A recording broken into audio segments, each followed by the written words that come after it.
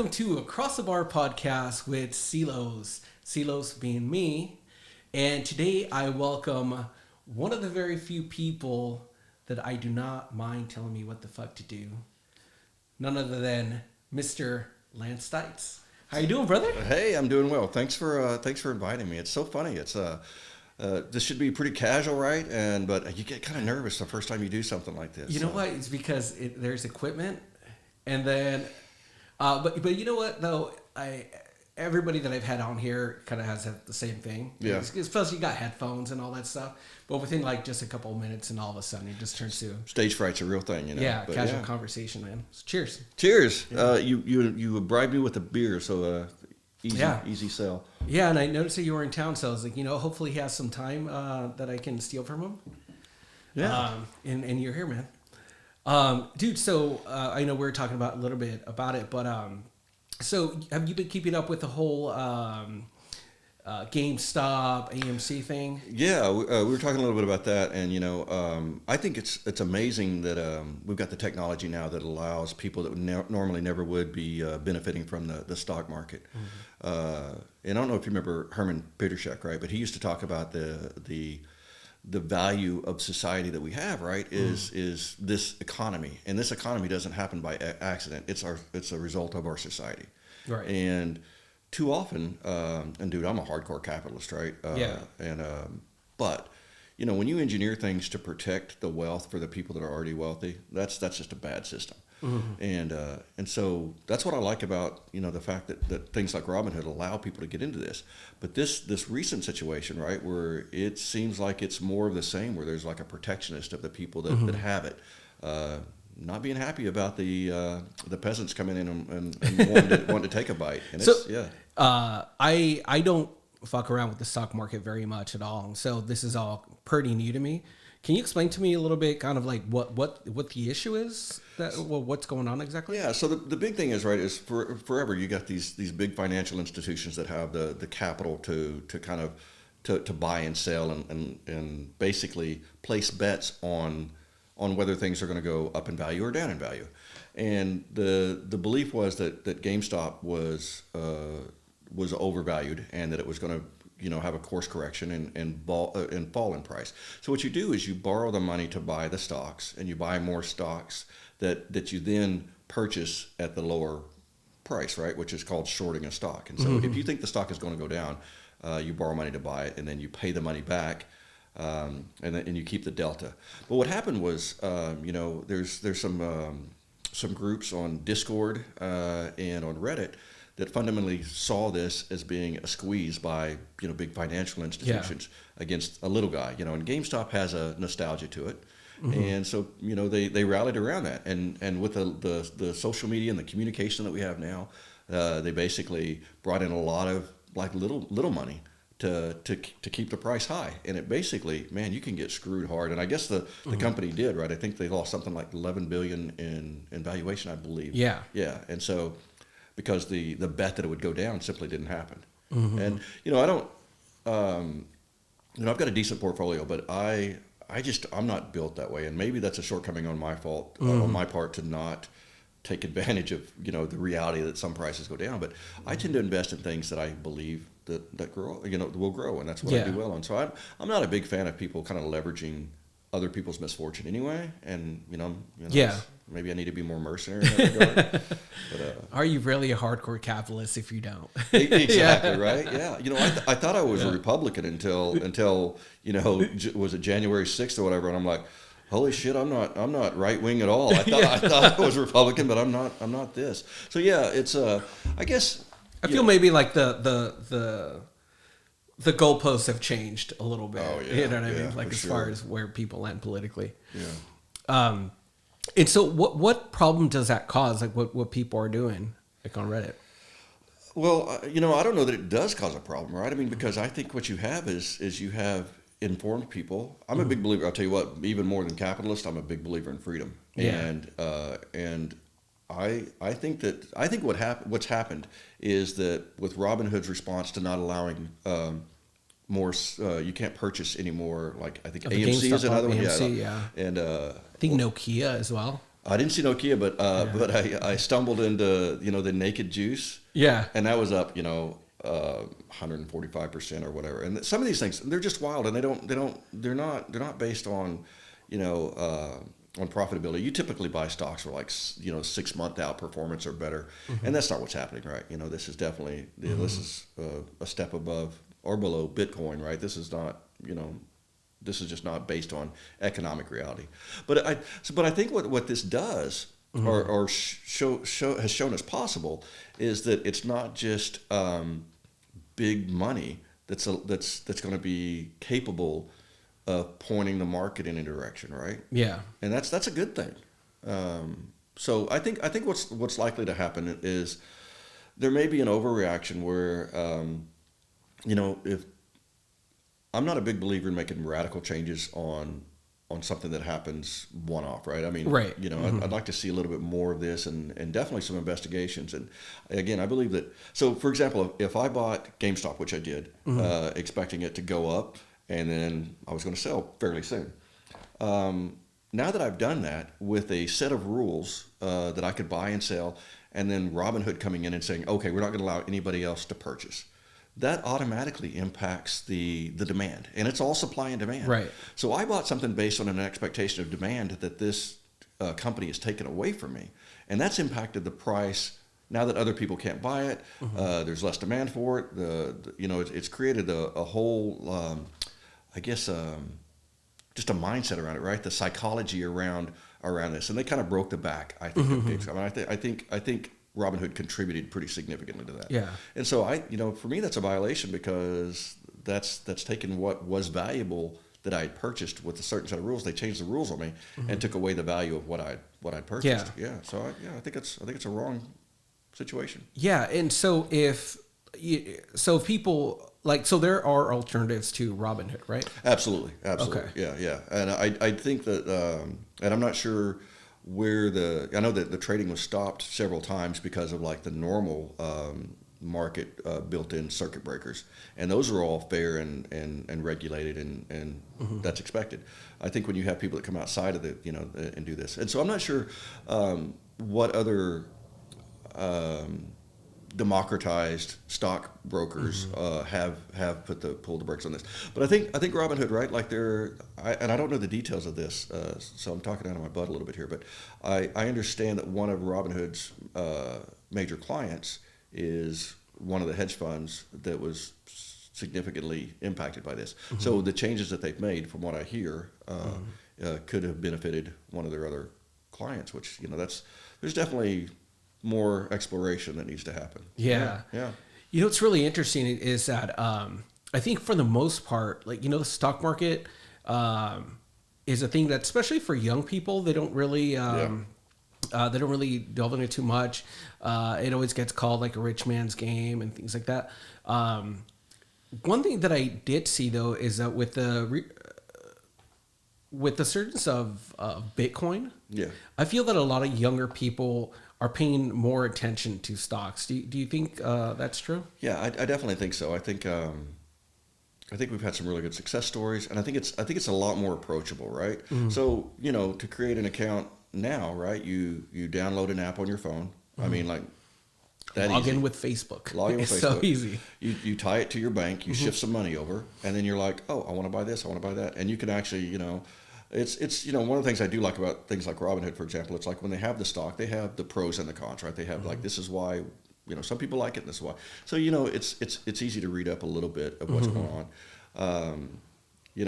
A neighbor of mine in Texas, he used to, he'd buy and sell all kinds of stuff, right? And so his stock market was somebody at work gave him an aluminum bass boat with a little outboard motor. Brought it home, cleaned it up, and I bought it. And me and my brother used it for fishing. Right, but paid him. I paid $500 for it. He took that $500 and went and bought like a Bassmaster, like a nicer boat, flipped it, and turned it into 25. And so, literally within about 2 or 3 months, the guy's got a bay boat, and we went down to Corpus Christi, and he got it for free fundamentally, right? But what he used to say was pigs get fat and hogs get slaughtered. And so, I'm happy if the ideal is I make a % a day in the market. And that's what, 256 trading days a year, something like that. That's 256% return I'd be happy with. But, in all seriousness, I take nibbles. And I do stay a little closer and you can't really time the market, but it is pretty, all the information's available and it just wasn't. And people that are, the younger generation growing up more tech savvy, like I think it has a lot to do with it. Totally. Yeah. And so much, right? I mean, the technology and the information that's available, if you're not taking advantage of it, then man, shame on you. Shame, you can't sit back and say that it's a rich man's game or whatever when you haven't put any effort into finding out about it. Yeah. When I was growing up, I lived in, very poor, rural in Texas and Oklahoma. Yeah. Were you born in Texas or? I was born in Oklahoma. Oh, okay. And then grew up mainly in Texas. Uh-huh. What part of Texas? Right in the middle of nowhere, man. Okay. About 100 miles from anywhere. The nearest movie cinema was literally 97 miles away. But it was okay because I didn't have money to go to a cinema anyway. But the only thing we could afford, and I'm really lucky, I joke about that. I was really privileged to grow up very poor because, we didn't have a television until I think I was in 8th grade. I think that's the first year we got a telephone, for example. And the only entertainment, other than going outside and staring at the sun or whatever, was the library. And, when all you can afford is to consume, huge number of books, knowledge. Man, that's the best thing that ever happened to me. We didn't even actually have a library in our town. It was so small, about 2,000 people. The town was about 20 miles away. That was big enough for a library. No cinema, but a library. But they would, the RVs or whatever, they'd convert into the bookmobiles. Oh, really? Yeah, and so once a week they'd come on, Thursday afternoon and for an hour, and you'd go through and you get to pick 4 or 5 books, and I'd have them read, that night before I went to bed, and it was just yeah. What was I going to say? What did your parents do for a living?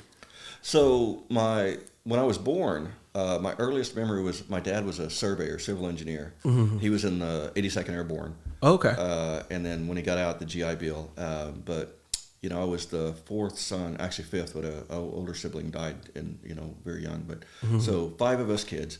And at that time, we had several acres, and we all had our own horse. And I was about 3 years old, but that was the last really memory of that because my parents were in the midst of a divorce. 3 years old, you don't know. Yeah. But one of the earliest memories was my mom going to try to pull my dad became an alcoholic, right? And my mom because of that. I grew up with my mom. I saw my dad probably a dozen, maybe 20 times from the time I was about 3 till 17. Okay. And so I don't know his side of the story. Yeah, hearing my mom's side, right? He was not a good person, but as I got older, I realized how bitter my mom was. And I got to give my mom a lot of credit. She raised 5 kids with a high school diploma, right? Yeah.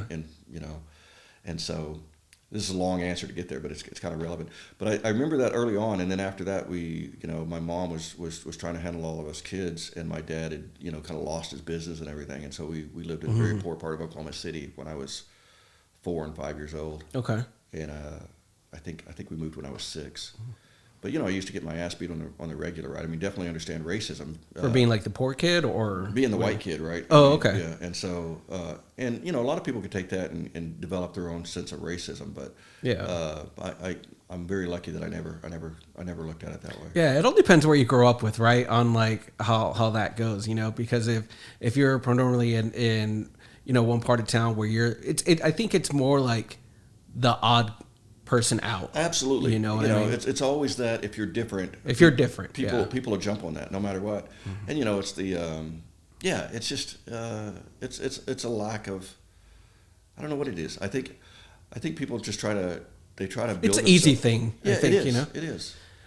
But people try to build themselves up, I think, and if they can be better than somebody else, no matter, they can still be. Yeah.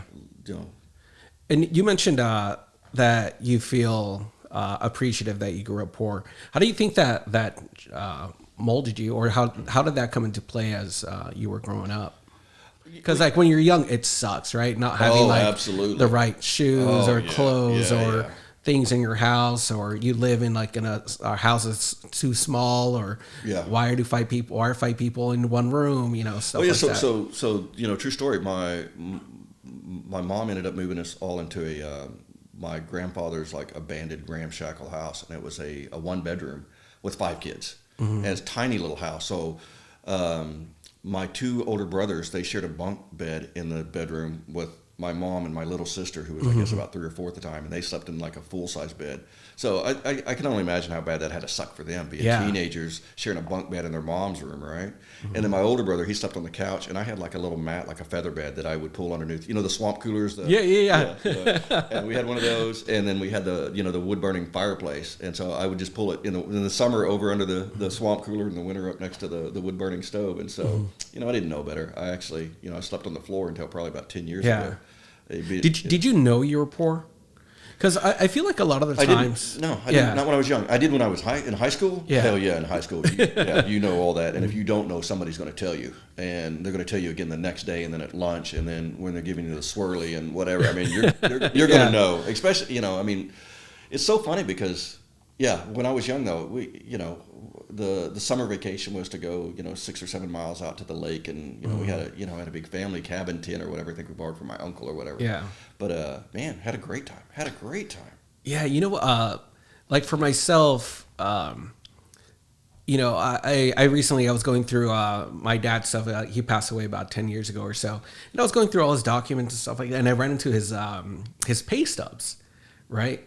And then I was looking at how much he got paid, and I was in shock.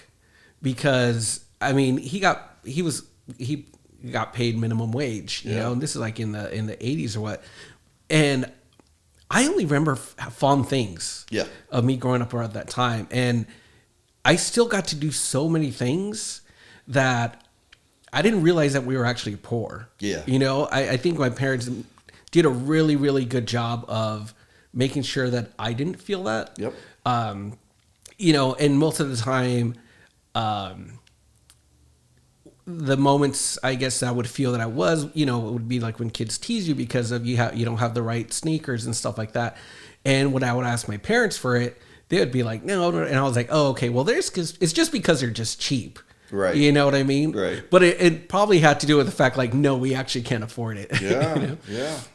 I remember like the Lions Club, early on the first week of school, I guess the teachers would probably let them know who didn't have proper shoes, and they'd pick me up from school and took me to buy a pair of shoes when I was like in 3rd grade, right? And so I remember a lot of stuff like that. I definitely, the getting the free lunch, right? That's a stigma. That's an unpleasant situation. To have to do that in front of like the line of all the other kids. You're the one with the little tickets. At least when I was growing up, that's what it was. Yeah. How do you think like that affected you in your adulthood? Well, so one of the things that I figured out early on was like I could never compete at that stage with their money, right? But I absolutely could compete with education, and so it's super competitive, and it really drove me to if I was going to be the poorest kid in school, I was going to have the best grades of anybody in school, and so I had the luxury of being in a small Texas school, so the competition wasn't really high, but I was definitely one of the smarter kids, if not the smartest kid. And that's I don't mean to say that without humility, but I studied to work hard, right? And I think that was true at the the last company where we worked together, right? Yeah. A lot of people gave me a lot of credit for being good at this, and it's like I'm up here 12, 14, 16 hours a day. Yeah. And I had that's one of the things I just spent a ton of time with working with people and making sure that they had. I just love to see people be successful. I guess that's kind of how it really molded me. It's like you should really know what charges you and what recharges you and what makes you happy in life. Yeah. And that's one of the things that makes me the happiest is seeing people that work on my teams, seeing them successful. I mean, the last company, right, that we worked together, I think probably 40, 45 people that worked for me went from, reasonable salary, $60,000 to $80,000 a year salary type of things to being millionaires. Oh wow! Right? Yeah. And so and that's life changing, and not only that, but I've seen people grow. Anyway, that's it. I love to see people just excel and blossom with what they have inside and their capabilities versus anything that they have that's kind of given to them. It definitely shaped my opinion on people that are wealthy. I don't automatically give somebody respect for money, and I may have done that when I was younger. And it drives me crazy when people do that with me, right? When they see Yeah. that as who I am, I'm like, that's so not who I am. Yeah. And so, did you go to college after high school? Yeah, so I enlisted in '84, and I literally we had our semester exams I think on Monday and Tuesday, and then graduation the was on Saturday, and I actually had them grade my test on Monday and Tuesday so I could get my transcript at the end of day Tuesday because I was on a bus at 6:30 Wednesday morning the very next day to Fort Benning, Georgia. And I remember I was just doing massive amounts of push-ups, trying to push Georgia into the ocean while everybody was walking that, And I was just thinking of all those, the after party, which, I wasn't really in that crowd anyway. But no, I went in straight in, and so I actually never got my degree, but I did get my while I was in the military. Paid for my college, and it was that was a great thing. Yeah. What made you? I guess what made you enlist instead? Because from what I'm getting is like you love books, you love learning. So my natural thought would be like, oh, like your trajectory would have been to go to college instead of enlisting. What a little bit of it was attracted you to it? Yeah, my mom was we never went hungry, but she was bitter, definitely like emotionally abusive, and I wasn't really. So I had always kind of like planned on getting out as quickly as one of the get out. Yeah. But I competed in debate and persuasive speaking, in the scholastic leagues, right? And at the state level, and so I actually I was offered a scholarship at Tarleton, and had already kind of made up my mind to go into the military, and so a little bit of it was to get out, but the other thing was, man, why wouldn't you want to take advantage of an opportunity to jump out of helicopters and shoot grenade launchers and travel the world, and for me it was all about that adventure, right? Yeah. People say thank you for your service, and that's great to hear, but I'm like, man, thank you for the opportunity. Yeah. Thanks for paying for the the airborne rides. Yeah. And so I loved it. I loved the adventure, and I loved the challenge, right? I wanted to be. It was one of the ways that I could be better than ever, is the competitiveness, right? And so you know what I really like about it is that it feels like it's a great equalizer, right? Because at that point it doesn't matter where you came from, how much money you had, it's about you, right? Totally. What year did you say you enlisted? In '84. Oh, in '84. Okay, I'm trying to think of what was going on in the world. Yeah, so there was still a Soviet Union. It was Cold War still, right? Yeah, still a Cold War, right? And so I actually turned 18. So after Fort Benning, I got shipped to Korea. Still 17 years old, right? Yeah. Not legally allowed to drink, but so this is kind of interesting, right? This was right before the Challenger explosion. Yeah. Like the Nicaragua, the Contra scenario. I think today or yesterday was the anniversary of the Challenger explosion. Oh, is that right? Yeah. Yeah. Yeah, I remember we were in the ready room when that, and we had stuff to do, right? Yeah. But so I get to I come back from Benning. I get shipped over to Korea, and we fly over on a MAC flight, which is like a civilian chartered, like 747. It's just a civilian plane. But nothing but Army guys. Yeah. And we land in Japan, and I'd never been out of this little tiny town of Texas till I went to Georgia, right? I mean, other than like Oklahoma, or whatever. I mean, tiny. I'm picturing that's got to be really exciting, right? Coming from a small town, and then now you get told that you're traveling to all these places.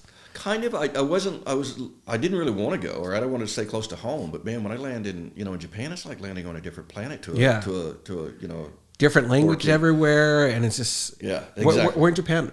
Was it? Oh, I don't even remember which base it was because we were only there for a layover. But we landed. Oh, okay. Yeah, and they had this line of these gleaming, beautiful cargo planes, just wingtip to wingtip, and the mountain, the snow-capped mountain in the background, and the little pagoda. It's like wow, and then what is that?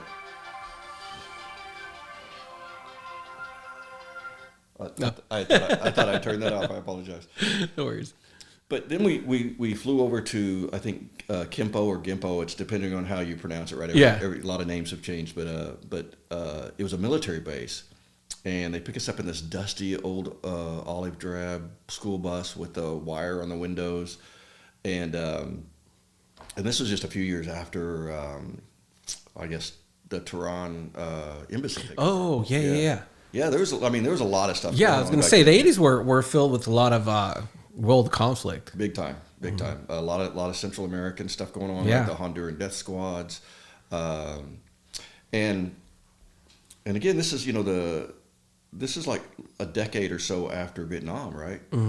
And so anyway, we land in Korea, and they've got these revetments of these A-10, which were pretty new planes at the time, but it's just like the snouts of these angry looking attack planes in bunkers, and it was just like a different. I mean, it was a completely the contrast between like nice and clean and everything looking safe was like, holy shit, where am I, man? And then I spent 3 days at the detachment center, and they asked where we wanted to, they said, these units have vacancies, and I thought, military never asks what you want, right? But I volunteered for the demilitarized zone, and I got it. And of course, the reason I got it is because nobody wants it, right? Yeah. And so they didn't give me what it was. So, but anyway, and so you're obviously, they're dropping everybody at these different camps all through Korea, and you get to the DMZ, and you're the last one off the bus. Obviously, because you're at the border, there is no, right. So it's late at night when you get there, and it's like, I don't know, it's like maybe 11. It's late at night, but that's military late at night for something like that. And they're living in the tents like MASH, and there's like 20 or 30 of us in a tent. But before I could even do that, right, the sergeant was rousted that I was assigned to, and he took me. He's like, we got to get you a gas mask issued and a rifle issued before you can go to bed, right? Before you can even call it a day, you have to be ready to fight tonight. And it was legit, right? I mean, it was interesting. Do you remember? Because one of the things that always strikes me, just about any, you think about all the young kids in World War I and World War II. I mean, they're just a bunch of kids. Yeah. Pretty much any time, it's always just a bunch of kids that are in a hometown. They're playing, swinging a baseball bat. And then now they have to deal with, hey, here's a rifle and here's a gas mask. Did that hit you at all? Were you able to process that? Like, holy shit, what the fuck am I doing here? I think I had a lot of those hit me, right? I remember being at Benning when we were doing like NBC training, nuclear, biological, and chemical training, right? And part of the tactics of responding to a battlefield nuke, which was like, a primary tactic that we expected the Russians to use if they attacked through the Fulda Gap order. But part of the training, and it was very clear. Man, I loved it back then because there's no bullshit, right? It was like, this is how you survive 72 hours so that you can win the battle before you die of radiation. It was very clear that this is how you will die, but are you going to die before you win the battle or not, right? Yeah. And, I took it serious, the responsibility. Yeah. And I was very proud to stand in that gap, right? How were you able to process that? It's just, you just don't think about it. Kind of like, I think humans, like when you think about death and things like that, like really deep, crazy issues like that, you're just kind of like, you think about it for a second, but then like you can't let that overcome you. Yeah, I think a lot of people just kind of like they don't. It's like it's not going to be me type of thing. But I've always had a pretty interesting outlook on death, I guess. I know it's coming. Life is trying to kill you from the moment you're conceived. You're always on countdown. Yeah, right. And it doesn't give the up. numbers never go up. Yeah, right. And it doesn't give up. It doesn't give up until it's successful, right? Yeah. And I did die, quote unquote, when I was, I guess, 16. I tried to swim across a lake in Comanche, Texas, and I made it across one side but not the other. And did you just pass out or? Yeah. It was. What they call almost making it, right, is called drowning. And so, but yeah, I full on, stopped breathing, heart had stopped, and by sheer coincidence, a friend of mine and I and he made it, and he got the boat and dragged me back out, but I was already expired at that point. Yeah. But there was a girl that was swimming nearby that happened to be a lifeguard and did CPR, and anyway, I spent about 4 days in the hospital, but I was full on gone. For how long? Probably 4 minutes. Yikes. Maximum. Yeah, the doctor said I was probably seconds away from the I think it's called the glutea, the cover of your windpipe that the default muscle is to keep it closed, but when it relaxes, that's when your lungs get flooded. And yeah, but I definitely did have a lot of lake water. But I was in the hospital for about 3 or 4 days after that. Jeez. Yeah. But there's a lot of situations like that. There was another time that I'd fallen off a cliff and had a massive concussion. my left ear was about as black as your T-shirt, and I rattled myself there. This is why now you have fast cars. Yeah, I joke about that, right? I mean, even though I technically died swimming across that lake, right? The closest I really came to death was wrecking my Miata down on the 710 freeway, man. I spun that thing out probably 6-7 times, full revolutions, in and out of 18-wheelers. I mean, if you saw it on Fast and Furious, you get up and walk out because you're like, oh, that's unrealistic. But that was crazy. But yeah, I don't worry about death at all. I'm very. I don't know if enlightens the right word, but man, I know it's coming. I absolutely know it's coming. Kind of at peace with it. Totally. Yeah. Totally. And I don't ever want to drag out an extra day of life and miss something that I could have done, right? Yeah. I never worry about, is this going to kill me? I always worry about, man, is this going to be a good experience? Is this going to be a good story to tell later? Yeah. Yeah. So you were saying you were stationed in Japan and in Korea. In Korea. Sorry. In Korea, and how much time did you spend there? So I was there just over a year, right? Because at the time that was considered a hardship deployment. So what does that mean? Well, you couldn't take your family. It was something that they wouldn't do more than a year because of the difficulty. Like if you were stationed in Germany, right? You lived in barracks and you could go off base and all that stuff. But there, like 3 months of the year, we were in tents on Warrior Base, about 1,000 yards. Shit. Yeah, about 1,000 yards off of. You remember when the company went to Worlds? Yeah. Did you attend that trip? No, actually, I got hired right at that time. Oh, okay. Yeah. Yeah, it was kind of funny because I think it was that trip. I took one of the tours, and it was actually one of the guard posts. I'm like, yeah, I spent a lot of hot days in there. Yeah, it was funny. But again, we spent 3 months on, and then the rest of it back at the base. But then even at the base, we were constantly getting alert drills. Right? We had a formation in the middle of the night to do a thermal underwear check. Right? So they just got us out at 1 o'clock in the morning, and that's another time they did that. So we do these drills, right? They do the alert drills. Yeah. And when they called the alert drill, you had to be loaded up in your vehicle, draw weapons, and I was on an anti-tank missile launcher, right? So we have to draw our tow missiles and then be out the gates in like 45 minutes or something like that. And we were out in the field where we went 2 weeks to do just exercises and training, whatever. Yeah. And we were out in the field and they did an alert drill, like a war drill, and it's like, that's just crazy.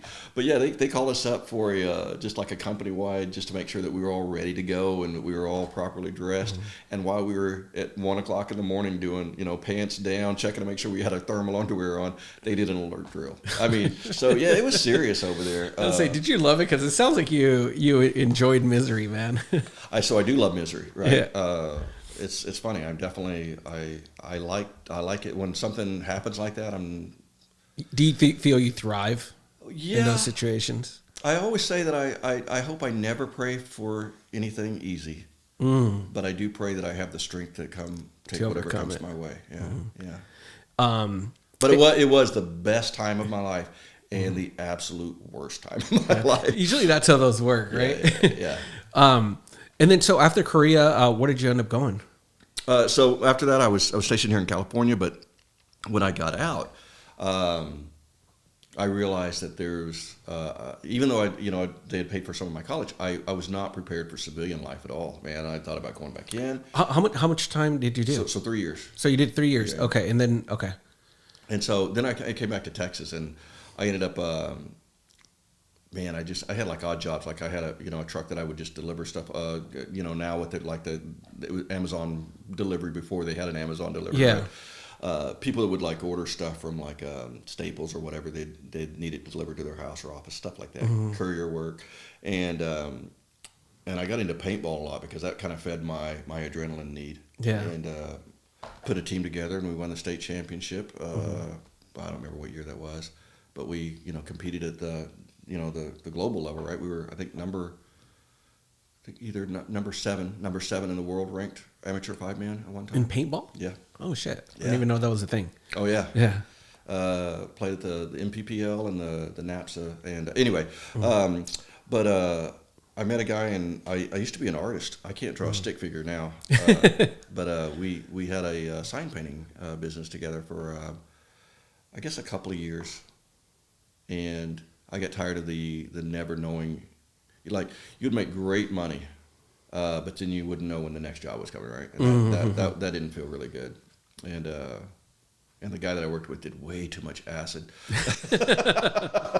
Yeah, it's a whole different story. But anyway, so I How was it adjusting from being in the Army and then going to civilian life and it was rough. Working signs? Yeah, it was rough. I mean, there was the lack. I needed that discipline at that point because I didn't have it myself, And so when I got out of the military, I was a little bit just kind of very much adrift. Didn't know what I was going to do with my life. It was a hard adjustment. It was a hard adjustment. How do people usually deal with that? Because honestly, alcohol. Yeah. Yeah, or drugs. Yeah, my uncle, he did a tour in Korea and then like 3+ tours in Vietnam, and that's when they would only let you do three tours. But he was like a tunnel rat and whole 9 yards, and so I love the guy because he definitely had an impact on me because he would talk about what he did, but he would never like glorify it. But he also, I know a lot of people have it rough, but I just don't buy into the people. It's like, oh, I can't talk about that. It's like, yeah, come on, I mean, it's got to be some pretty rough shit before you can, at least the way I look at it, right? Because again, I don't buy into the drama for the most part. Yeah. I think one of the things that really sent it home for me was the movie The Hurt Locker. Yeah, I think that kind of like made me understand it more. In the scene like after he comes back home, and you see throughout the whole movie all the crazy shit that they have to deal with and all this and all that. And now he's kind of reduced to figuring out whether he wants this type of cereal or, whatever, like just like shopping for something. It's like, and everybody's just kind of like, la, la, la, la, la. Yeah. He's like, fuck. Meanwhile, his friends are still overseas. It really, really kind of like pointed out like how hard that adjustment it's got to be. Yeah. Right? Yeah. Well, so when I went in, right, all the guys that were like the senior sergeants and like the lieutenant colonels, like the commander level guys, either enlisted or an officer, they were all either second lieutenants or privates in Vietnam. Like almost every NCO I had were in Vietnam, right? And so I remember talking to my senior sergeant, my drill sergeant, I guess, and he was talking about being in Saigon in 71. And on a Sunday morning, he was talking about, because I was like, I don't know if I want to go to Korea because I'd gotten my posting, and he's like, oh, you love it, man, it's exotic. It's like, I remember he starts talking about being in a cafe, and he's like, I'm sitting across the table from this beautiful Vietnamese girl, you could look into her eyes and see forever, and this little kid rolls in a hand grenade right in the middle of the cafe. And you just see him kind of like trail off and just kind of like lose himself in thought. And I was like, I mean, I'm 17 myself, and I'm going, holy shit. And I don't even know how to respond to this. Yeah. And after a minute pause, he goes, damn, I missed that play. And I was just like, it's like, I don't know. It's a lot of people, they deal with a lot of stuff. Do you think that every generation has it worse? Or than not every, like, the generation before you always had it worse? Maybe. I think we have short memories. I think a lot of people think that what's going on with them is way worse than anything that anybody's ever had, never seen, and blah blah blah. Right? I mean, we talk about this with the pandemic, and it's like, dude, we had one of these a century ago. And this is there's always something, man. But they didn't have Wi-Fi. They didn't have Wi-Fi. Yeah. But no, I don't. Yeah. I don't. I think that. I think everybody's got it bad at some point. Every generation, right? People hit the maximum amount of bad that they can deal with, right? Like, and when I would interview people, and still do, I like to see what their cutoff point is for what they consider tough. Because I hire for 3 things, right? Which is motivation. Do you care about what you're doing? Merit. Are you capable of doing it? And mindset. What are you going to do when it gets hard? Because if you're doing anything of value or challenge or whatever, it's going to get hard at some point. Right. And so that's what I want to see is. And so, I mean, a lot of people in LA, right, you interview them and you find out like their maximum thing that they've ever liked. And it is the most stressful thing they've ever had to deal with. It's a flat on, the 405 trying to get to their party on a Saturday night. Right. Yeah. And I might talk to somebody in Cambodia, and the worst thing that they've had to go through is their grandmother's dying because they can't afford malaria medicine, and the little brother just lost his leg at one of the unexploded. And so it's just like perspective.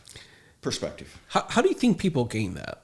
Because I'm a true believer in that, and I feel that's why I have the personality that I do, which is I'm always very appreciative of everything I have. For me, nothing's the end of the world except the end of the world. Yeah. That's the only thing. Yeah. Other than that, as bad as I have it, I know there's somebody that has it worse. There's somebody whose neighborhood still has landmines. That they have to look out for. So, but I feel I gained a lot of that through growing up with adversity and stuff like that, like not having money or whatever it is. Growing up in a different country. How does somebody in LA gain that? Yeah, well, I mean, it's exposure, right? And you can't always have the luxury of an impoverished childhood, right? Mm-hmm. You can't ever be so lucky. Some people are just screwed with wealthy parents. Yeah. But no, I think you gotta travel, and Americans travel, and they travel on their credit card in their nice hotels, right? I mean, when I travel, and I've been all around the world many times, and that's part of it. It's like when I get to a new place, I strike out and try and find the ugly, and again it's something I appreciate. I go to the Philippines on a regular basis, right? And I think I mentioned that that's my relocation plan there. But there's an orphanage because for the last several years I spend my birthday at an orphanage in the Philippines, right? And that's where my birthday party is. But I remember going to this orphanage, and it was about 40 kids, and it's in the mountains and the tropic. I mean, it's just lush vegetation, and it's on they got a couple of acres. And if you had a resort there, it would be magnificent. But no, it's impoverished little kids, and they do have a basketball court, which is cool. No basketballs. I'm like, come on, God, you got to give them a break here. Was this you playing a joke? And so, but it's like you said, growing up poor, right? There's still these kids running around with like pieces of bamboo that are like their stick figure horses, and man, you'll never see more smiles. Yeah. And and if you see some stuff like that, right? Go to Cambodia. I love people talking about the like this undercurrent of revolution. And seeing a lot of stuff over the summer. Like I've seen the big banners, "America's dead." I'm like, you need to study just a little bit about what happened during the Khmer Rouge. The Khmer Rouge. Yeah. I think we've talked about this, right? Yeah. I mean, I've been over there and seen the parks. Like you'd go to the park here, like literally down on in the pavilions that are built on human skulls from the millions of people that died in it. Yeah, people. A lot of people are just dumb from their lack of perspective. And dude, it's crazy because I mean, you think of the stuff that happened in Cambodia, where they were just murdering people, women, children, doctors. I mean, people that if you could read, if you had an education, you were the enemy. Yeah. And we're going to do that here, right? I mean, the attack on wealth, like wealth being a bad thing. Like misused wealth and some of the stuff that you'll find, but like I think it's like Elon Musk's girlfriend. She's like, well, I know he's a billionaire, but I can overlook that because I think he's a decent person. I'm like, what the hell? She's a pretty successful musician too. Yeah. Come on. I do see that, right? I mean, the next person that uses the next white person that uses the words white privilege and doesn't take out their house keys and give it to a Native American, because you don't even have to go overseas, right? Go to Arizona and see the way that Native Americans are treated. So it's like anybody that talks about this, that's a huge frustration. Is like, I hate this, and it's like we should do something. If you live in LA, you can just go anywhere 5 minutes from there and, let go of your white privilege, I guess. There you go. Right? Exactly. You give your keys to that person on the corner, like 5 minutes away. So the hypocrisy, man, that irritates the shit out of me. It's interesting that you bring up Elon Musk, because he actually ended up, because of that, because he was being attacked so much online and all that, he ended up selling all his shit. Like all his houses that he had, He only has one house. Got rid of just like all the like the frivolous stuff that he felt because he didn't want to feel that, and it seems silly. Yeah, but what were we talking about before this? Khmer Rouge. The Khmer Rouge. Yeah. Oh yeah, no, I was saying when you think about like the stuff that happened in Cambodia, and like I said, people being assassinated and all this shit. That's not that long ago. No. And man, you talk about that collapsing into purgatory. People have no idea what a hellhole that was until the UN finally stepped in and kind of got it under control a little bit. But man, I'm not afraid to go almost anywhere. I'm not necessarily in the shape that I was 10, 12, 15 years ago, but and I can't always carry my gun with me when I'm overseas. But in all seriousness, yeah, I don't think I've ever felt as much danger as I have in Phnom Penh at night. That was maybe Manila Bay at 1 o'clock in the morning, but Phnom Penh was like that sketchy, scary. But on a happier tone, on a happier note, how did you get involved with an orphanage? That's really cool, man. Honestly, I think I was about 40 years old, and I have two sons, and I made sure that there wouldn't be any future children, if you know what I mean. But I didn't want to have more kids than I could afford, right? And so I'd made sure I'd taken steps to make sure that was the last of my offspring. And I hit about 40 years old, and life was going so much better than I ever thought it would, right? I mean, I was pretty successful at that point, and decided to start fostering kids, right? And so was bringing these kids home that were like literally newborns that would be tested positive with drugs in their system, and would watch them until they were until like a family member typically would go through the process of bringing them back into the home. And the idea was always to just be a harbor in the storm for these kids, right? And ended up adopting one of the children.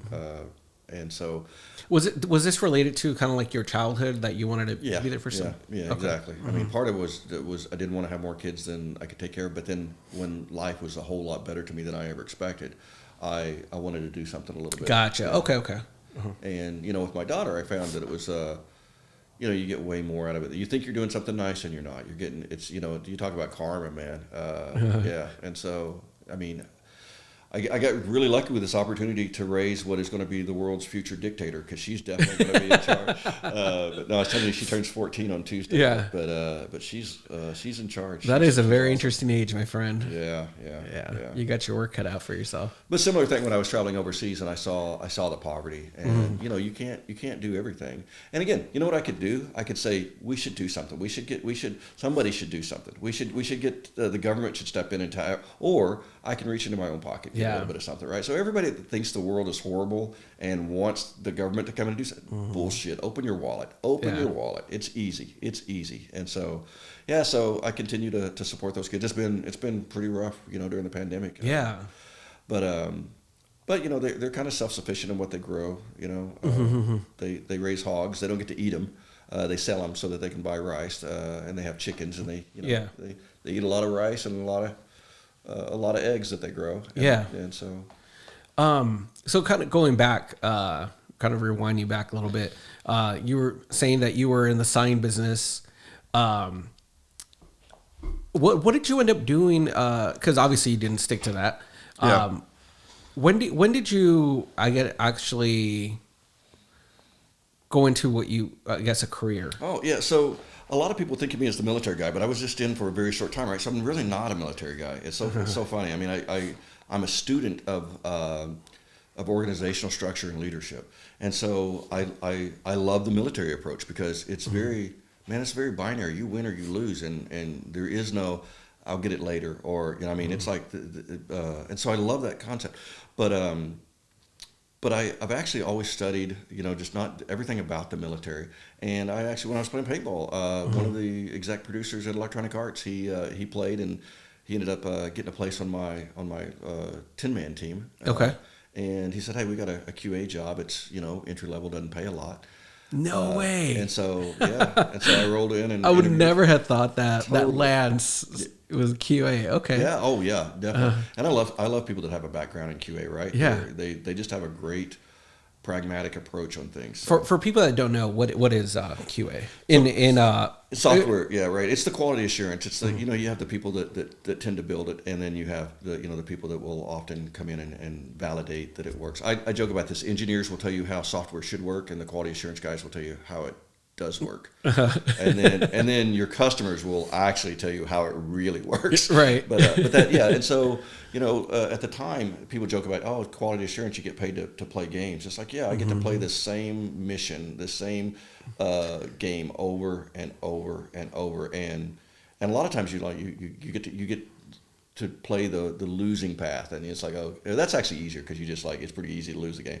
But I typically would, I ended up working on a lot of flight simulators. Okay. Yeah, still love flight simulators. Yeah. So, yeah. So you end up getting the gig at EA Electronic Arts. Yeah, I did, and I worked there, and I loved what they did. A few things EA has got a reputation for a lot of things that aren't great, but Origin had a really. I think that's of recent, right? More than even before. Yeah, way back, right? EA Spouse was almost 15 years ago. It's always been. I crunched so much. I was working 6-7 days a week, 12, 14 hours a day, months on end. Wow. Which was great for somebody that I was still. I didn't have. Were you single back then still, or? Yeah, okay. I think I was early on in a relationship. But yeah, I didn't have a ton of money, right? And so that definitely, I was getting double salary or triple salary from working all that, right? So bought my first nice muscle car. What did you buy? Overtime. It was a Buick Skylark, which is like a Nova. Okay, yeah, I know that. Big V8 engine and everything. So, but no. So did you feel when you purchased that car all right, I officially have a career. I have, as people say, I'm adulting. Not then. No, I don't. Dude, I think I was 17 probably till about 5-6 years ago. Yeah. No, I could get into that story, but I'm not going to. But I went through a significant relationship failure, heartbreak or whatever, and that's when I realized I was mortal, and that was that'll do it to you. Yeah. Yeah. You shouldn't fall in love for the first time when you're grown at, right? You should do it when you're 14 and cry and write sad poetry or whatever. Right. But when you're grown up and that happens to you, that's devastating. It takes your heart. Yeah. But I'm trying to think when I really thought I was grown up, man. Probably not till I was with NCSoft and had people working for me and was responsible for their livelihood. Yeah. Yeah. How did you go from QA to what was your trajectory after going to QA? I'm sure you did that for a bit, right? Yeah, I did that for about 5 years. Wow. Okay. Yeah, and so, but what we did was we swapped, or we would, it was boxed product, right? So you would test a game and ship it, and then since you didn't have anything to test, you'd move over because now you're getting customer support calls. And so you would do QA and then support what you tested, which is great. Because who knows more about it than exactly. you? Yeah. And it's great to work in customer support and see all the problems that you missed. And the next time you go back to QA, you're like, oh, no, sir, this has to be fixed. Yeah. So it was a really good thing all the way around. But I moved into management actually on Ultima Online. A lot of people remember that one, right? Yeah, of course. But I was the first online testing, because that was the first online anything. I think I worked on the first multiplayer online game out of EA, maybe one of the early ones anyway, which was Jane's ATF, Advanced Tactical Fighters, and so we had all these massive numbers of players and all these bugs coming in. And so what my job was to figure out how to leverage the players to actually get their feedback in a consumable manner for the dev team to work. So that was my foray into management. Yeah. And I was pretty happy with what I mean, I don't mean to be modest there, but I organized 10 or 12 people that ran guilds, and they had their people. So I only had to work with 10 or 12 people to get feedback of 150, 200 people. Yeah. And so that worked really well. And did it feel good? Did it feel natural to be in a management position? It did, yeah. It's funny. I don't like to lead large teams, and every place I've ever worked, I end up being responsible for literally hundreds of people. I think the last gig was little over 600 people worldwide. Jeez. Yeah. Mm-hmm. And I remember Brandon asked me at one point, because they briefly considered, I think, maybe me leading the European operation when we had somebody that left or whatever. Mm-hmm. He's like, oh, no, but you have 100 people that report into you now. And it was like a few years back. Yeah. I'm like, no, I've got 5 people working. Yeah. 5 that report into me. But I'm big on organizational structure. But anyway, so I think that came pretty natural. There's kind of 3 tiers of like the employee worker type of thing, right? There's like the contributor level, and it's not entry level, right? You can have principal people. So you shouldn't look at that as like a judgment on anything other than just the tiers. But they're the contributor people, and then there are the managers, and the managers are really kind of broke into like the execution manager, the person that does it with the team, and like the lead. Yeah. And then there's the managerial, and you have to release a lot of the responsibility and trade that for trust. And then there's the leader of leader, which is kind of like your director level that has managers that they lead, right? Mm-hmm, but that's still all leadership. And then you kind of have the executive kind of group. And most people, if they can progress past the contributor level to the manager level, right, they can handle the execution manager pretty easily, because they're subject matter experts. You wouldn't get the job unless you knew what you were doing, and you can usually manage that. Mm-hmm. And then the managing of people can kind of transition to that with good coaching and training. But the leading of leaders is where a lot of people stumble. So a lot of people cap out at senior manager and aren't capable of the leading leaders. Yeah. And then the step that was hardest for me was moving over into the executive side of things, like the strategy, and because I was always kind of like an execution guy. Yeah. Okay. Yeah. Yeah, because I feel when most people talk about management, the idea they have in their head is like they're the manager and they have a whole bunch of contributors, and that's kind of like where it goes, right? But it's got to be a completely different approach once you're executive, right? Because now it's a different level of like mentorship. Like, what things are important when you're doing something like that? Well, so when I worked for Mark Merrill, I'd have my one-on-ones with him, and he would frequently, and I took this as a great compliment, because I know he had talked to certain people, and if he couldn't quite get them all the way to what he believed in, right? Because he wasn't the type that would say, "This is how I'm saying to do it," right? He wanted you to understand why it was important. So we would have conversations, and we'd get excited about the same topic, and he's like, "I want you to talk to so and so about that, because I think you're in alignment with what we're trying to do. So just get some time with so and so to talk. Tell them why that's important. Just share that." And so finally, after and I think that's great, right? When your leadership says, "Hey, can you help me coach?" Right? That's a sign of trust. But I finally asked him after a couple of times. I said, "What do you ask other people to talk to me about?" Right? And it was kind of funny. He's always got this reaction where he kind of looks off in the distance a little bit. He goes, He's like, I talked to Steve. He's like, you're really good about the here and now, but want to make sure that you're thinking about the 5-year, what's the future look like. And so I think that's an important part of like the executive side of things is really understanding what the future, right? You got to be a fortune teller is really kind of what it comes down to, and you got to hold a strong value in the culture of what you want your how did you build your way up to that? Because so you got your manager position doing the Ultima Online thing.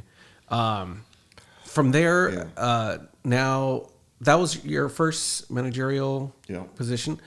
Did you just get promoted to, or did you move different companies, or? Yeah, so a lot of times that's... Because I'm sure you're just picking up knowledge as you go, and then you just take it to the next place, right? An unfortunate reality is a lot of times you have to leave your current company to get a sizable appreciation for what you do. Yeah. Right. But when I was still working on Ultima Online, before that in QA, I was working on one of the flight sims, and they had talked about shifting out the dates because they didn't have enough content, like not enough missions. Mm-hmm. And we had the mission builder, and so it's like I really get into what I'm doing, almost anything that I do. And so I had actually built several missions for fun. And when they said they didn't have enough missions, I was very sheepish because I'm very junior, and I'm like, there's these great these people in the industry that I respect and love, and I'm like, I didn't think why would my stuff be good enough? Hey, I got this thing I've been working on. I'm like, exactly. It's like voice cracking, and it's like high school all over, and it's like. And so those ended up getting, wrapped into the release product. And so no way! Yeah, that was my earliest design. Oh, that's gotta. Yeah, that felt great. Yeah, that's gotta feel good. Great. So I left at that point because, I can't remember what the catalyst was. Man, for a while there at EA, they had shifted me over. They did a bunch of restructure, and they put me in a huge office by myself with nothing to do for, I don't know. I could have rode that out probably for 3-4 years. I could have played Counter-Strike all day, but that's what really kind of, I think, drove me off was that's what it was. We were trying to ship Ultima Online 2. That got canceled, so I didn't have a role. But they didn't want to get rid of me either because I do good work. I bust ass. Right? Yeah. I mean I'm not always the smartest guy in the room, but I like to think I'm the most resilient and persistent, and you might carry me out on a stretcher, but I'm not quitting. But anyway, so they didn't want to get rid of me, and after a few months of that, I'm like, this is not. It sucks. Yeah, this is bad. Yeah, you don't seem like the type that would just be okay with. I wish. Yeah, I wish. So I went to a startup as a designer, and that ran out of funding. I was and then I got picked up at NCSoft as basically the coordinator. So this little startup, one of the great, I mean, everywhere I go, you learn something, right? If you're not learning, that's your own fault. Yeah. But the lead artist and the lead designer got to the point they couldn't even talk to each other. So I was like, my job became talking to the designer to find out what he wanted, and then talking to and so. I got really good at like inter-team coordination, communication. So you know what surprises me is that because I feel that once people reach a managerial position, that the next role that they get, it's like, nope, it's got to be a manager. I'm not gonna do. And then you went to design. Yeah. No, I don't care anything about that. I know a lot of people are use QA as a stepping stone. I love QA. I love that, and it's super valuable. You know, I heard a study that they did at a medical like a hospital or something where they asked the surgeons, do you consider what you do a job or a career or a calling? Have you heard this? No. So apparently it was like pretty much a third. A third of them thought it was a job. It was like paid for their house or whatever, career, and then some people were like, no, this is what I was put on earth to do. So they asked the same thing of the custodial staff, right? And you think, the janitors, they get a bad rap, but they kind of had the same. It was still kind of like the third. Thirds, right? Like, and how do you? What are you thinking as a like a janitor that what you do is a calling? And so they dove into it a little bit, and they said, well, if I'm doing what I'm supposed to be doing, I'm keeping this this hospital clean. I'm saving lives. The doctors and the surgeons and I are saving lives. And that's awesome. Yeah. And I think, and so there are no small parts or only small actors type of thing. I would definitely like to know the list of those surgeons that said that it's just a job to make sure. I don't want them. I don't want that. Them, right? No. But I love that we're talking about the motivation. Why do you want to do what you want to do, right? And so, I've talked to my boss before about that's like, well, they'd ask me, what do you want to do? I'm like, I want to do the hardest thing that needs to be done at this company that nobody else wants to do. And guess what? When you do that, your promotions find you. I went from a development coordinator, which is a step above an entry-level job at NCSoft, and 9 years later, I left that company as an executive vice president. Whoa. Yeah, 9 years later. Yeah. Holy shit. Yeah. How was that?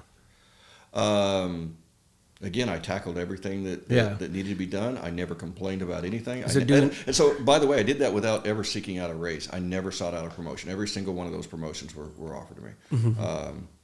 Is it doing work that other people won't do? Is it? I mean, like if you were going to give advice to like your kids, about being. I give them lots. I mean, I don't know if they want to listen to any of it, but. Because that's quite an accomplishment. Yeah, I think for one thing, be humble, be knowledgeable, never let anybody do anything that you won't do yourself. I mean, I love when people, the Simon Sinek, is that how you pronounce his name? Anyway, he's got the Leaders Eat Last, and anything he does, this guy's great. And I know so many people.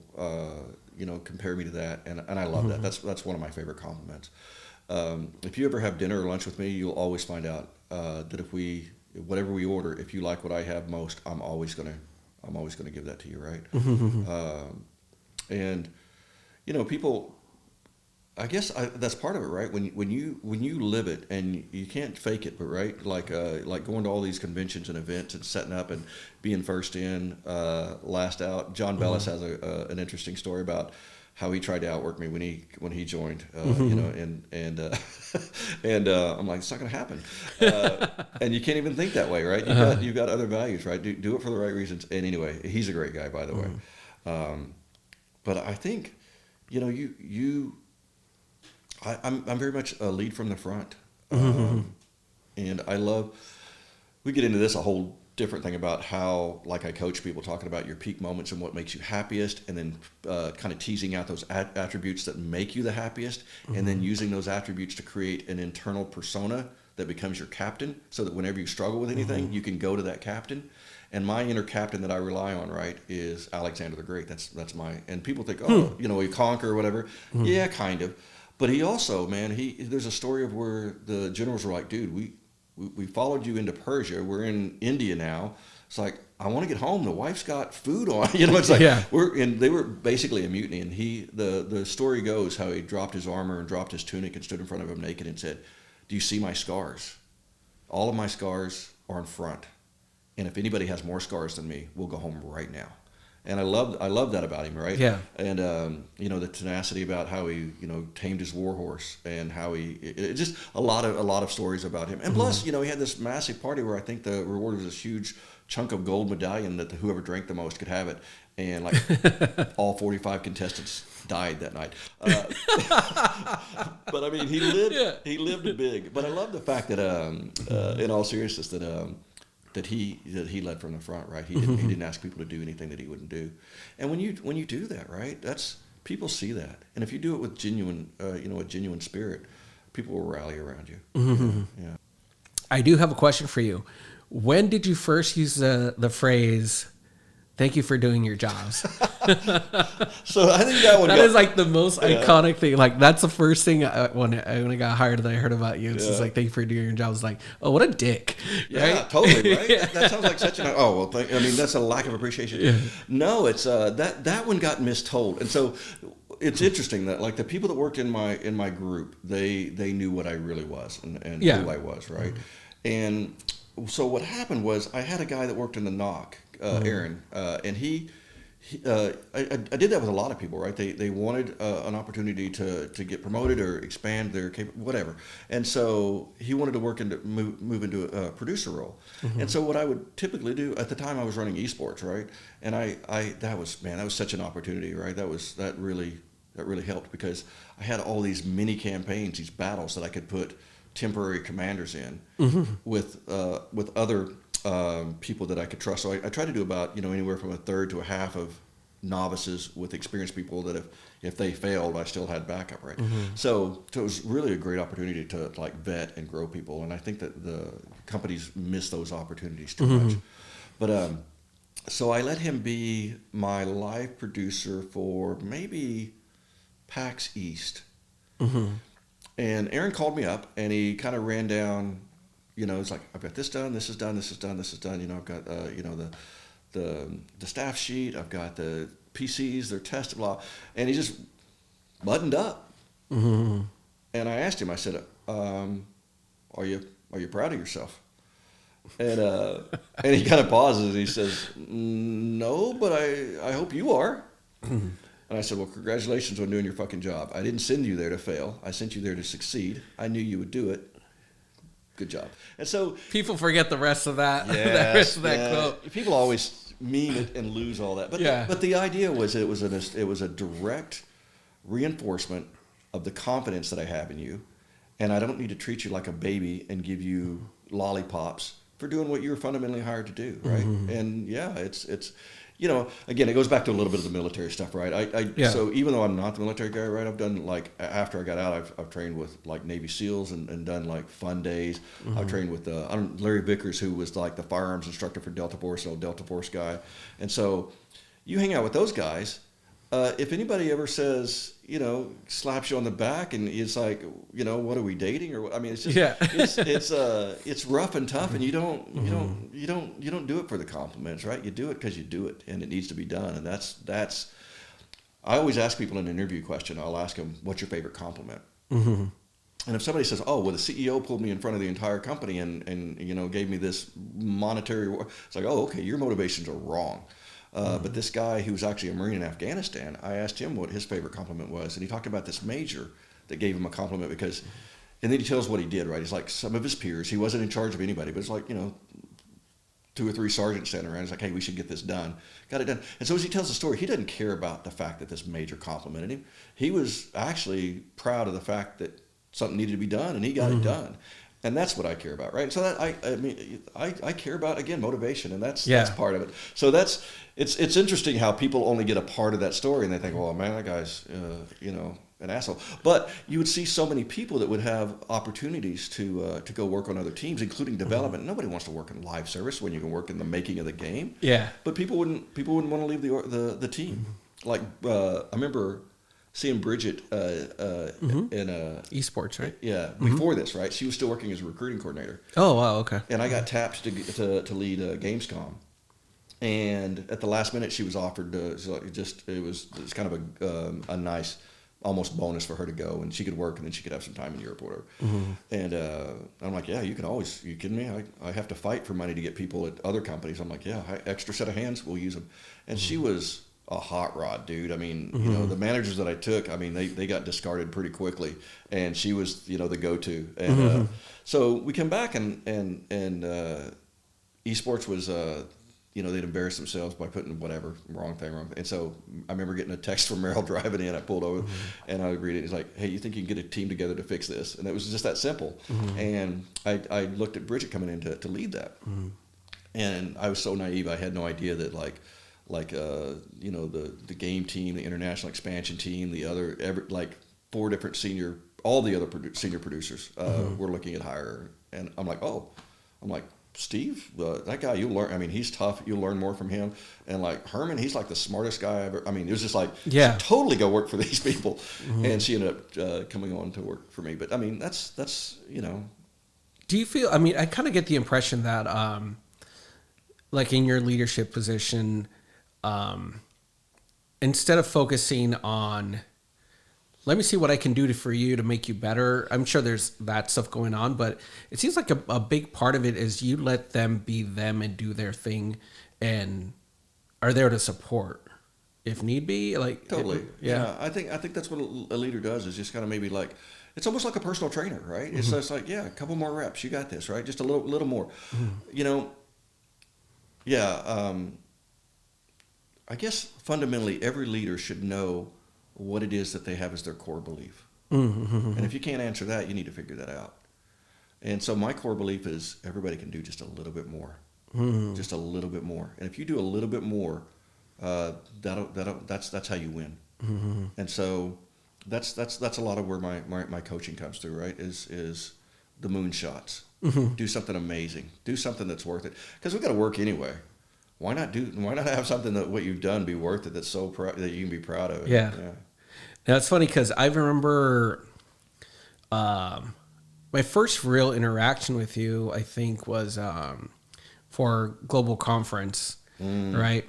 And I was talking to Sarah, and she's like, "Hey, I want you to be the lead for tech stuff.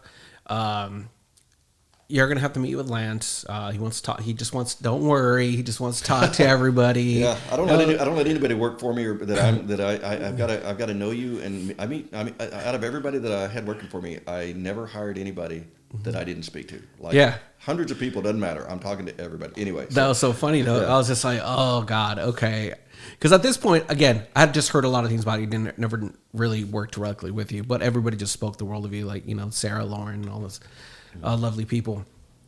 But yeah, I remember sitting down with you in the conference room and so much of the stuff that you're saying now makes so much sense with the stuff that you asked me, why do you want to do this? Just things like that. I was pretty nervous. So I don't remember too much of the rest of it, but it was a huge freaking thing to coordinate.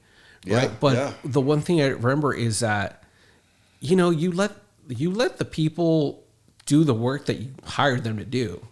Totally. You know what I mean? I never got the sense that like, oh, there goes Lance again, freaking asshole managing, It was never like that.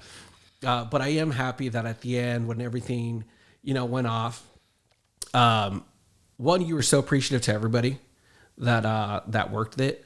But I am so happy that I got to hear at the very end, thank you for doing your job. I was like, oh, this makes so much sense now. Yeah. And it feels so good to hear it. Well, you know what you're talking about is I do, and I get goosebumps thinking about the compliments, and it does feel good. I won't lie to anybody.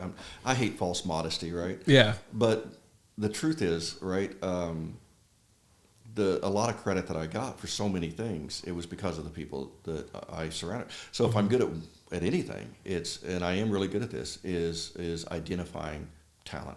I'm really, really good at that. And if you look at all the people that were leadership under, where they're at now, and it's not that I made them what they are, but I could see what they are. And your job gets infinitely easier or harder depending on the quality of people you surround yourself with. And I don't shy away. Just like to make your life easy. Yeah, exactly.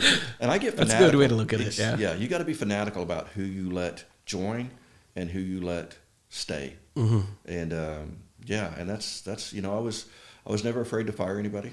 I was gonna say, how do you deal with those? Because the rest of the stuff is easy, right? Like all the positive stuff, but when you get into situations like that, right, where how do you deal with that? I'll tell you what, if you can't have a tough conversation with somebody, you just need to hang it up as a leader, right? And I would tell managers that work for me, they're like, hey, I think we're going to have to let so-and-so go. I'm like, would they be surprised to hear that right now? And if the answer is yes, then maybe you're both going. Because if you can't, you should hate yourself as a manager if anybody's ever surprised. I don't know if you ever heard about the elephants, but I had like several like the resin elephants from Amazon, and the idea was that you could just, that was the totem that you could put on the desk and say, we got to have a tough conversation. Talk about the elephant, the elephant in the room. So a lot of the rituals, right? There's a big recipe there, right? But it's to break the ice, and the elephant is the reminder of like there is trust, and there's not going to be any secret. And so people that will like do that bullshit surprise stuff. So many people. So you don't have to say like, hey, we got to talk. Yeah. That's dreaded. We have to talk. Exactly. Yeah. And you're still saying that, but it's kind of like, haha, and it lightens the mood. And, Yeah. and I definitely would use humor a lot to have tough conversations. But you got to have those tough conversations, man. And part of what you do with your one-on-ones is to have the 9 box, and they have the 9 box that some groups use that don't mean anything. But my 9 box was always the individual, the team, and the company, desired attribute, perceived attribute, and perhaps reality.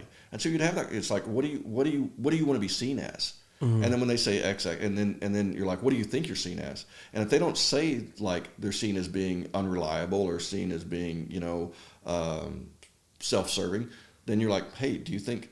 And this is where you can make the conversation safe. It's like, it's a perception. You don't even have to say that this is. You don't have to get them to do that painful admission of like, yeah, I am narcissistic and I care about me more than the team. But if other people could think that, then you get to have that conversation. Yeah. Question for you though is, so, leadership position, been doing it for a while. How do you seek mentorship? Oh man. So there's, I learned that lesson a few years ago, which is the learning from the people that work for you. And that's often overlooked. But a mentor doesn't always have to be somebody that's like older or more experienced than you. Peer mentorship is great. And the reason that's valuable is because a lot of times if you get somebody that's in your track that is like 10, 12 years, like all the stuff that's relevant and painful to you now, they kind of have a rough idea, but the problems that they're dealing with are more of what's forefront and more about what they're willing to talk about. And it's maybe not as applicable or helpful at the here and now. So having peer mentors is huge. But the big thing is identifying, who was telling me about this recently, about if you're looking at joining a company, you should look at the attributes of the people that are there, because you're going to spend enough time with them that if you've noticed, you'll start picking up those attributes, right? You'll start using their phrases, their vernacular. Even pick up accents over a little bit. But their work habits are also what you're going to adopt. So I think finding people that are what you would like to be and identifying that, those are the people that should be your mentor. And it's not always. There's a little bit about the what's ahead on the curve, right? And it's the bumps ahead or whatever in the road, and that's about the practical work experience.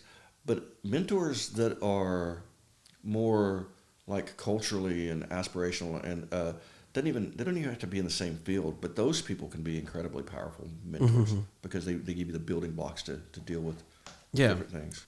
It seems like for most of your professional life, it's all been video games, right? Yeah, pretty much. Yeah. What attracted to you to that industry? Oh, I didn't like video games growing up, right? I mean, as I said, I didn't have a television until I was in like 8th grade, and then I actually fell into video games when a coworker, I met him on a Saturday. We were going to go play paintball, and he had a Super Nintendo or whatever. Yeah. Playing sports games, and he's like, I thought you might like this. I rented this F-22 airplane game. And started playing that. I'm like, holy shit, love it. Bailed on paintball practice, went to Best Buy and bought a Super Nintendo or Genesis, I think it was, and got into it. But what I love about video games now is that it's just something that you can have a powerful impact. People enjoy the game side of things. They enjoy the entertainment, and I've seen like firsthand examples of like where people have like gotten true joy out of life, and you get to provide that. Yeah, because you know what's interesting is that, I mean, at least, I'm trying to think of like the 80s, early 90s. I feel most parents looked at video games as a nuisance. Like, totally, it's going to get in the way of school. It's, all this and all that. You're in, your eyes. But that seems to definitely have changed. I guess as parents now grew up playing video games, right? I think so. I think that's what it's going to take. Yeah, but I mean, was it like Call of Duty, I think, or one of those games that was like the first? I think it was Titanic was like the biggest entertainment moneymaker, and then the next year was like one of the Call of Duties. And it's probably every year since then it's been a video game that's had the greatest revenue per product, and revenue as a whole. Video games definitely make more money than It's kind of interesting. Like if you told your parents I'm going to go into making movies, they'd probably have a lot better. Like time. Wow, yeah, brag to their friends like, oh, my son, they're working in the movies industry as well as opposed to video games. Like, because I think the stigma is that most people feel that if you work in video games, it's because they think you're just playing video games, you're just a slacker, or you're in QA, just playing that level, as opposed to like, oh, I'm a lawyer at a video game company or something like that, right? Yeah. So one of the people that worked for me, her mom was first generation Taiwan, right? And so it was very much my daughter works video games, not a doctor, a lawyer, whatever. Yeah. And all of her other, the Taiwanese moms, she's just like probably not bringing her kid up at all or whatever. And then that was right at the time that the Taipei Assassins won season 2 Worlds, and of course front page in every Taiwanese newspaper. Yeah. The Congress is talking about giving them exemptions for military service to be competitors in esports. And so, of course, at that point, she's going to the hair salon or whatever with, every newspaper handing them out to all the other moms going, this is what my kid does. This is I know your kid's a doctor. My kid's changing the world. So, yeah. Do you think, that'll ever change here in the U.S.?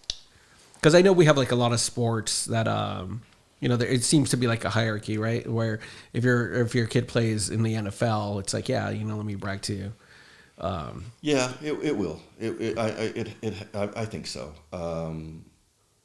It's just not going anywhere. It's just not going anywhere. It seems like it's only getting bigger, right? Yeah, I don't know that it'll replace. Not for a long time. I don't know, but I think it will. But it's hard to say. No, I think unless something really crazy happens, I don't think it's going to replace NFL. But I definitely do think that it will just be, like part of that wheel. Yeah, exactly. Hockey, soccer, esports, football, all that. Well, I mean, for years, right? I mean, the viewership of like the League of Legends Championship has been bigger than like the Stanley Cup and maybe the World Series combined. I mean, it's the viewership is there. So with enough time, maybe it will completely eclipse. I mean, I kind of hope not. I hope they all have their place. Yeah. But yeah, I think it'll continue to grow. Kind of talking about like how we were talking about like the age gap and like when we were growing up and all this, and your military background and whatever you grab from that that you bring into your leadership. Was it difficult, I guess, to transition with, especially at a video game company, because now you're working with younger people, and so you're gonna have to kind of like, and especially kind of like in the times that we live today, you kind of have to change your approach sometimes about it. Do you feel like that's necessary? I don't think so. I think younger kids get a bad rap. And I think being careful to buy into that, and maybe there is because I guess the feeling is that like, oh, people are softer now, right? Yeah, younger people are softer. Yeah, you just got to rough them up a little bit. But no, Louis, one of the guys that worked for me, he came. I think he worked at the Dublin office, and he moved over to LA, and he was very gentle and sometimes that's as a manager you got to coach people. It's like the meanest thing you can be to people sometimes is be nice to them. If you let them continue to fail because you're being nice to them, man, how horrible is that? But maybe there is a smaller pool of rough and tough, get shit done people in the younger crowd, but I wouldn't necessarily say that to be absolute. But you get people from the older generation that are lazy and think they've earned it and they don't have to do. I mean, so you gotta sort through quality people, no matter what the generational situation. Yeah, because I think they get younger people get a bad rap that like entitlement, right? Like you hear it all the times, like, oh, I need this day off because I have to do this thing, and like, oh, can we not start at that time? Yep. I gotta do it, and it's all really like a meme, right? But I was just wondering, you being in leadership, if you had noticed that change progressively when you were, managing stuff 10 years ago. No, I don't think so. I think some of the younger people that I'm working with now, right? What are you doing now? So I'm with a startup that we're not quite ready to announce, but we're just a couple months away. We actually had a friends and family back in December, and it's a competitive video game. Oh, it is video game. Okay. And man, it's a blast. So interesting fun fact about me is I've been with 3 companies, almost 4, that have crossed $1 billion of revenue while I've been with them, right? I'm not saying secret sauce. maybe I didn't have a big impact. Maybe I'm just lucky. And there was a 4th one that hit 900 million and 920 or something. And I left because I'm like, you losers, we could have done it. Anyway, but they did $1 billion the next year. But anyway, so I've been with some companies that crossed that over. So I've been doing this for a while. But and I don't know that this company will do that, but I'd sure like it to. But it's a great group of people. But it's a lot of younger people and students that are doing this, and it's that motivation.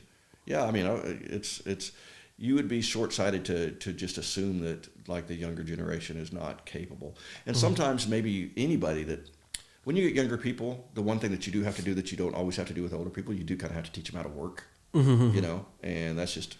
I just feel that's just age in general, right? It's just experience. It's nothing to do with age. It's just that you've never had to do this, and now you have to do it, right? If you had somebody that was 50 years old coming in, and they had to learn, and so it's an experiential thing, and you gotta teach people how to treat you, and you got to teach people how to do that, what the expectations are, and honestly, if they don't step up and get it figured out, and you've given them every opportunity to, or not even every reasonable opportunity, then you find the next person in the shoe. What does I guess what does the end goal look like for you? What would you like to at the end say like you've accomplished? Oh man. Or when do you say like, you know what, I'm done, can't wait to start this resort in the Philippines, kick back, drive badass cars. I do that already. Yeah, I've got Italian classics. I've got a Hellcat that will outrun itself. Whatever happened to your Miata? The one that I wrecked, I sold it to somebody and they rebuilt it into a track car, and then about 3 or 4 months ago, I just bought another one. So I have another Miata. So I love Miatas, but yeah, I've got my Jeep and I've got my Porsche and my Alpha. I've got I do have a Buick, another Buick convertible. What's the other one? You remember my first muscle car? Remember that? I talked about it was a Buick. Oh, did you get another one? I got okay. Yeah. And so this one's a convertible and bright red, all that stuff. So I do love my cars, but for me, I don't think I'm ever done. Right? I mean, I hope that I'm at least have a couple of people that I'm working with on a coaching basis, right up to the point that I provide any value. But the things that I want to see out of life is I want to see my kids have a better shot at it than what I did. Yeah. What do you mean by that? I mean, growing up poor, right? I mean, Yeah. there wasn't an opportunity for, the college thing was again because it came through a scholarship, but my home life, Gotcha. that type of stuff, right? Absentee dad, drunk when I did see him, that type of stuff. Just an angry, bitter mom that, anytime I did anything, my mom was like, "Oh, you think you're better than everybody?" And it was just like, it was very unpleasant. And Did you eventually reconcile that with your mom, or? no, when I had my oldest son, and his mom and I visited, and she pulled that same crap. I would drive like 3 hours to visit her, and it'd blow up, and 15 minutes later, I'd drive 3 hours back. Yeah. And we get mad, and we get over it, because I get over it. Yeah. And, I don't hold grudges, pretty much. I am petty, though. But no, pulled that stuff with my son, and 22 years ago, I haven't seen her since. So, yeah. In the end, it goes back to family, making sure that it all goes back to making sure that your kids have better than what you did. Right? Yeah, I get jealous of my oldest son, because it's so funny. I've got my two kids, and they're like my two boys at least, and it's like the DNA was just like separated. Like my oldest one, he drives a Jeep as well. He's a shooter, competitive. He's going in law enforcement. He just went to Marine officer candidate school last summer, and got his commission. And the younger one's all into music, because I was in band. I was a band nerd a little bit, so he's actually applying for Juilliard. We'll see. Oh, really? Yeah, he needs to work a little harder. What instrument? Piano. Oh, okay. Yeah. And Juilliard degree in piano, man. Ooh. I know. I mean, it's the ambition is there. Yeah. It's funny. I go round and round with her mom, because I'm like, you just got to work harder. And she's like, it'll be fine. I'm like, it won't be fine. The competition is real. And so anyway, but he's he's been composing now for 3 or 4 years. He's 19, but I always get him something for his birthday. Like a trumpet one year, and I always get him a violin the next year, a guitar. So he's got this bunch of musical instruments. But anyway, but where was I going with that? We're talking about. And so that my kids having kind of like this just completely separate. Like one of them's the hard charging kind of outdoorsy and the other one's like the nerd computer. Yeah. And but I my oldest, when I see the support that he's getting from his family, right, and he's about to graduate in June, and with honors, all that good stuff, and he's a lot like me. He's just I'll joke about him not being the smart one, because the younger one's definitely a protege. Yeah. But the older one works his ass off, and he'll do that. He'll do that to keep up. And he's super competitive, and he wants to get the best grade that he can, and but he'll do something occasionally, and I'm like, son, you're going to be a lot stronger if you're going to be this stupid. Yeah, my kid. Dude, that's a great quote, man. It's so funny, because people think as a boss that I was hard or whatever. Like, yeah, you should see my kids. I love them and care about them. You just work for me. I'm like, oh, those poor kids. Yeah, I rode them hard. Yeah. Well, it seems like they got somebody that they got a really good leader right there to help them out and support them and accomplish. And if they live half the life that you do, man, I think they'll do fine. Great. I'm very, very proud of them. Yeah. Very, very proud of my kids. All my kids. Yeah. All right, Billy. Well, let's call it a day. And it was an absolute pleasure, man. I learned so much more. Oh yeah. I learned. I already, like I said, working with you a little bit. And just all the stories that everybody would say, having drinks and stuff like that, but actually getting to know somebody and how they grew up, I already had so much respect for you and knowing your background and all that stuff. It makes complete sense that you are who you are, man. With the pandemic, your podcast ought to be great, because, you put me in front of this mic. I'm like, oh, I haven't talked to a human in a year. So it has been like that, man. People just, like, oh my gosh. And, we have our distance and stuff like that. So it's all good. Yeah. All right, brother. I appreciate you, man. Thank you so much. I enjoyed it. Yeah.